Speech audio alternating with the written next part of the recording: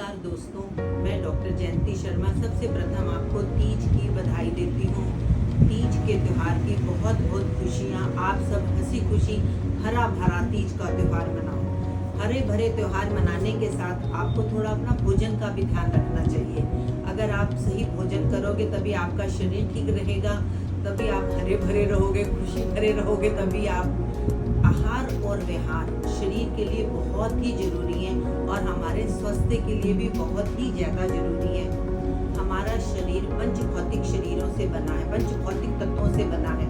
ये पंच भौतिक तत्व हमारे आहार में भी होते हैं। अगर हम उन्हीं पंच भौतिक तत्वों को सही तरह से अपने शरीर में ग्रहण करेंगे तो वही हमारे शरीर को बढ़ाने में, हमारे शरीर के विकास में बहुत योगदान देते हैं।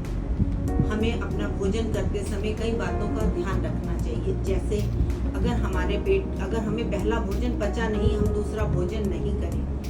दूसरी बात, हमें खाना खाते समय अपने आमाशय यानी स्टमक में थोड़ा सा खाली रखना चाहिए, मतलब हमें भूख से थोड़ा कम खाना चाहिए। 2/3 पार्ट जो हमारे आमाशय का होता है वो भोज्य पदार्थों से, 1/4 द्रव्य से और 1/4 खाली रहना चाहिए। अगर वो खाली रहेगा तभी हमारे शरीर की पाचन क्रिया सही तरह से हो सकेगी और हमारा शरीर भोजन को पचा पाएगा। दूसरी बात है, अगर हमें अपने स्वाद, अपने टेस्ट को देख के खाना नहीं खाना चाहिए। हमें अपने शरीर के विकास के लिए खाना खाना चाहिए। हमें बहुत ज़्यादा तला हुआ भक्ष्य पदार्थ खाने चाहिए, जो भक्षण योग्य, जो भक्ष्य पदार्थ जैसे हरी सब्जियां खानी चाहिए, सलाद बहुत मात्रा में खाने चाहिए। चाय का सेवन ज़्यादा नहीं करना चाहिए क्योंकि सावन के महीने में चाय अम्ल को बढ़ाती है और ये अम्ल एसिडिटी करता है, जो हमारे को गैस बनाता है, जिससे हमें खट्टी डिकारें आती हैं और फिर हम बेफजूल दवाइयाँ खाते हैं जो हमारे लिए ठीक नहीं रहती। दूसरी बात यह है कि हमें रात्रि को सोने से 2-3 घंटे पहले भोजन कर लेना चाहिए। हमें 7 बजे तक अपना खाना खा लेना चाहिए, उसके बाद हमें कुछ नहीं खाना चाहिए।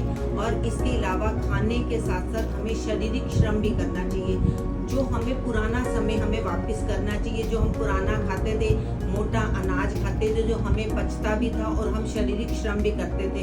अब हम लोगों ने वो सब करना छोड़ दिया। हम जिम तो चले जाते पर हम शारीरिक श्रम नहीं करते, हम घर का काम नहीं इतना कर पाते। हमें थोड़ा थोड़ा काम करना चाहिए ताकि हमें खाना पीना पच जाए। और खाना पीना भी हमें मोटा अनाज खाना चाहिए, खिचड़ी खानी चाहिए, दलिया खाना चाहिए। नियम के अनुसार, टाइम के अनुसार टाइम टेबल बना के हमें खाना खाना चाहिए। अगर हम सुबह 9 बजे खाते हैं, दोपहर को एक भोजन का टाइम निश्चित कर लें, जिससे हमें भोजन पच जाएगा। आयुर्वेद में ये भी बताया गया है भी हमें ऋतु के हिसाब से खाना चाहिए। जैसे आजकल सावन का महीना है तो सब लोग कहते हैं दूध दही नहीं खाना चाहिए। धार्मिक मान्यता के अनुसार तो एक बात सब लोग ये भी कहते हैं भी, क्योंकि हम शिव जी पे दूध चढ़ाते हैं, हमें इसलिए नहीं पीना चाहिए दूध। पर 2 कारण और भी हैं। एक तो सावन के महीने में हमारा पाचन तंत्र कमजोर होता है, जिससे हमें दूध दही नहीं पचता। दूसरी बात ये होती है कि सावन के महीने में बारिश होती है, फूल घास फूस ज़्यादा हो जाती है, उसमें कीड़े मकोड़े हो जाते हैं। वही घास फिर गाय खाती है, भैंस खाती है, जिसकी वजह से उसका दूध दूषित हो जाता है। इस वजह से 2 कारण है, हमें सावन के महीने में दूध नहीं लेना चाहिए।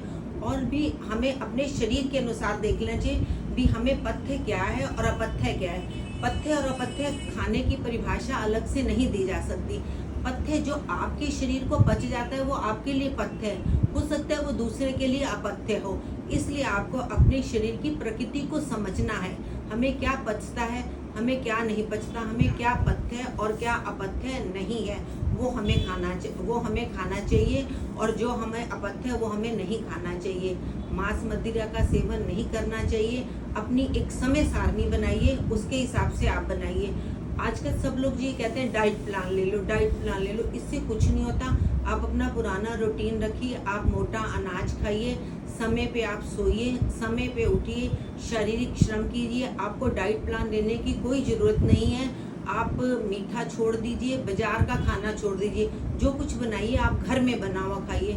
घर का बना हुआ खाना पथ्य भी होता है, बाजार का बना हुआ खाना अपथ्य होता है। उसमें हम कुछ भी मिर्च मसाले डालते हैं, हमें ज़्यादा मिर्च मसाले वाला भोजन भी नहीं करना चाहिए।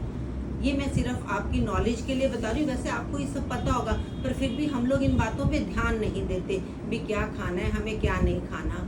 मैं आपको जागरूक करने के लिए ये बता रही हूँ कि जैसे ये चीज़ें खाइए, आप ना खाइए, अपना जीवन शैली सुधारिए। आप जीवन शैली सुधारेंगे, आप सही खाएंगे, सही एक्सरसाइज करेंगे, शारीरिक श्रम करेंगे, सही सोचेंगे, तब आपका शरीर विकसित होगा और आपको कोई बीमारी भी नहीं होगी। आप दवाइयाँ खाने की बजाय अगर आप अपने डाइट से, मोटा अनाज खाने से, शारीरिक श्रम करने से आप ठीक हो सकते हो तो आप वो कीजिए। अगर आपको मुझसे कोई राय लेनी है, आप मुझे फ़ोन नंबर पे कांटेक्ट कर सकते हैं। और ये वीडियो तो आपको मैंने नॉर्मल आहार से संबंधित बताई है। अगली वीडियो में मैं आपको गर्भवती महिला यानी प्रेग्नेंट वूमेन की दिनचर्या, वो क्या खा सकती है, क्या नहीं खा सकती, उसके बारे में बताऊंगी। नमस्कार दोस्तों, फिर मिलते हैं अगले वीडियो में।